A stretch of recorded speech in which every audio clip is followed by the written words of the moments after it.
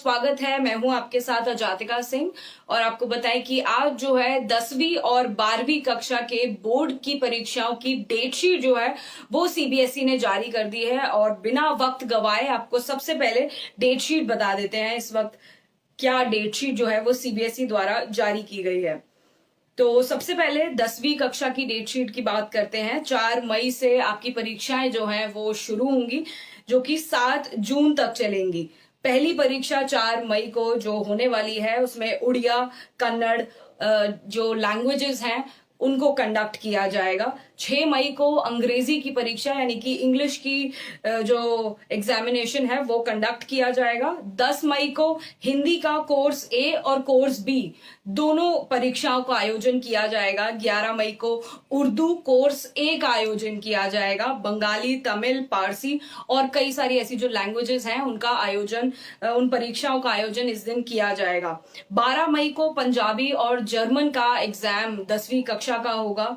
13 मई को Malayalam, French, Russian और Urdu course B का एग्जाम होगा। तो देखिए, उर्दू कोर्स ए का जो एग्जाम है वो 11 मई को है और उर्दू कोर्स बी में जो छात्र पढ़ते हैं या जिन्होंने उर्दू कोर्स बी ऑप्ट किया है उनका एग्जाम 13 में यानी कि 13 मई को रहेगा।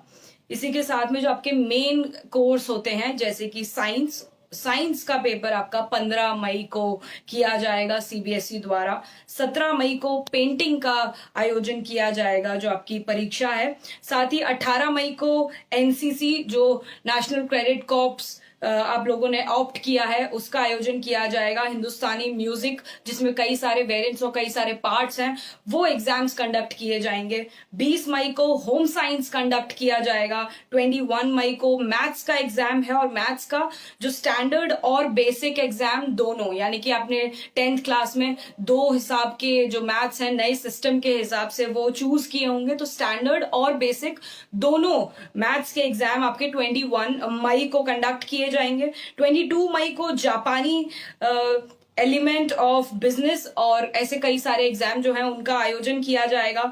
25 मई को कई सारी लैंग्वेजेस जो आपने ऑप्ट करी हैं उन एग्जाम्स को कंडक्ट किया जाएगा, जिसमें तेलुगु है, सिंधी है, मराठी, गुजराती, मणिपुरी, असमी, तिब्बती, भूटिया, मिजो इत्यादि ऐसी कई सारी लैंग्वेजेस हैं जो वेबसाइट पर आप जाकर देख सकते हैं। सीबीएसई की जो ऑफिशियल वेबसाइट है वहां से आपको और भी ज्यादा डिटेल्ड इंफॉर्मेशन मिल सकती है।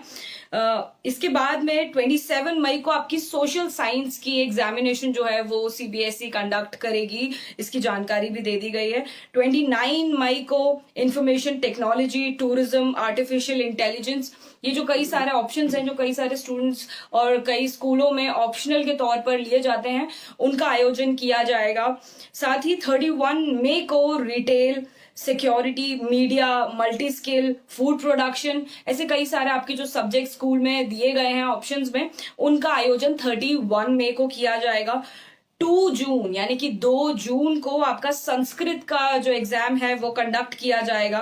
7 जून को यानी कि आखिरी पेपर जो है 10वीं कक्षा का वो कंप्यूटर एप्लीकेशन रहेगा। तो कई सारे छात्र जो इस बार बोर्ड की परीक्षा में बैठने वाले हैं या फिर आपके घर पर ऐसे कई सारे छात्र हो या आप इनको जानते हो, उनके लिए फेसबुक लाइव बेहद जरूरी रहेगा, क्योंकि हम आपको बेहद विस्तृत जानकारी इस वक्त इस लाइव के जरिए दे रहे हैं कि आपकी परीक्षा कब होगी, वक्त क्या रहेगा। 10वीं कक्षा की जो परीक्षाएं हैं वो सुबह 10:30 बजे से शुरू होकर दोपहर के 1:30 बजे तक चलेंगी।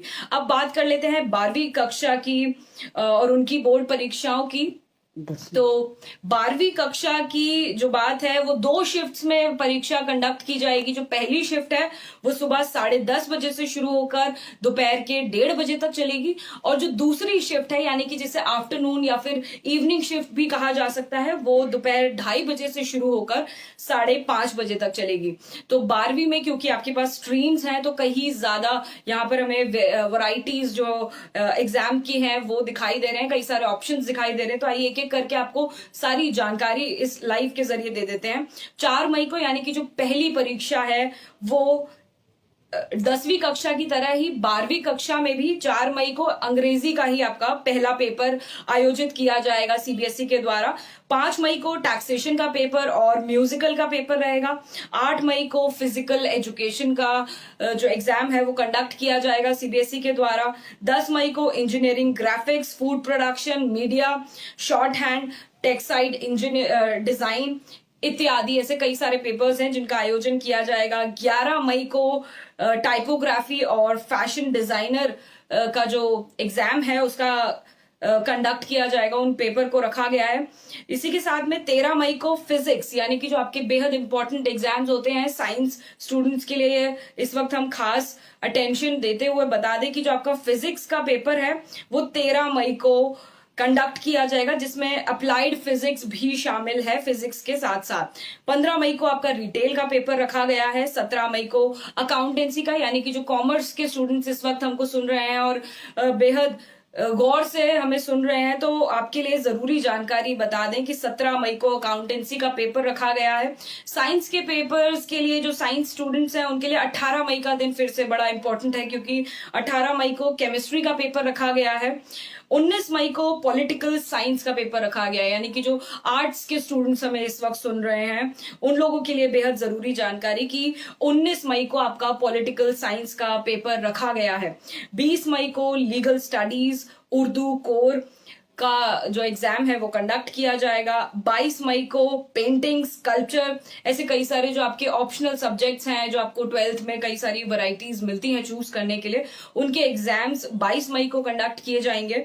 24 मई को बायोलॉजी यानी कि साइंस के स्टूडेंट्स जो इस वक्त हमको सुन रहे हैं, एक बार फिर से उनके लिए अटेंशन देने का वक्त आ गया है। तो बायोलॉजी का जो आपका पेपर है वो 24 मई को कंडक्ट किया जाएगा।